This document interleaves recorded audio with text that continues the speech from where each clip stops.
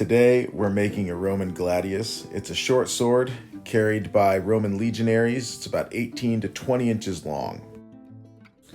So in reality, we would call this a replica, and we would also call it a non-working replica because I chose to make it out of non-hardenable steel because that's what is easily available at the hardware store.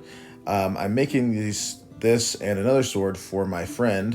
He wanted me to make them for his sons to have, like, not to like sword fight with, but just to like have and to maybe like hit a tree with every now and then. So what we're seeing in these first few clips is me working on the profiling. I've already hammered in the tip, the point of the sword, and now I'm working on drawing out the tang. And what we see in this clip, I believe, or one of the ensuing ones, is the fact that I've really determined that I stand in need of a better anvil, number one, and a better anvil stand, number two. In this one, it's not moving too bad, but in a lot of, here in a second, I think we'll see that my anvil tries to bounce all the way off of that little table I've got it on, and that table moves a lot, so I'm always having to shift it back into place. But it was a fun thing to forge. This mild steel moves pretty easily, and that made it so it wasn't too terrible or too difficult to get the tang drawn out, as you can see me doing here.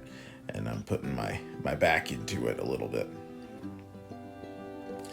And here showing the shape of the blade and the tang.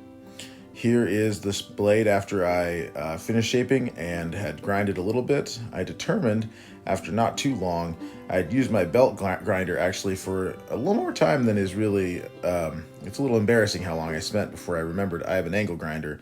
So I was able to use that to get the forge scale off. And here's a picture of the blade once all the forge scale has been removed. And then it's on to fitting up the handle. And so here's a picture of the two pieces that I got a hole drilled through. I'm doing what's called a through tang construction, which means that the tang of the knife goes all the way through the handle, and it's all inside of the handle. And oftentimes on a through tang, what you'll do is, once you get all the pieces on there, you will, it's called peening over the end of the tang, which means that you heat it up and you spread it out. I didn't really trust myself to do that, not the least of which reasons is because my torch is terrible. And doesn't work about 90% of the time, but also, and so instead I just put some pins in, which I am drilling the holes for those pins here. I will say, making a full tang was harder than I expected it to be. Drilling the holes and making the holes in the handle pieces took a long time before I finally got the whole handle fitted up.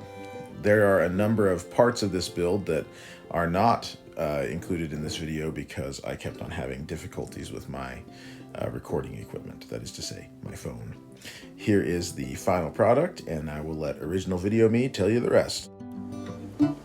All right, so the Gladius is finished, and this is about the shape. I wasn't able to get the blade as clean as I wanted to. It would have taken a lot more grinding.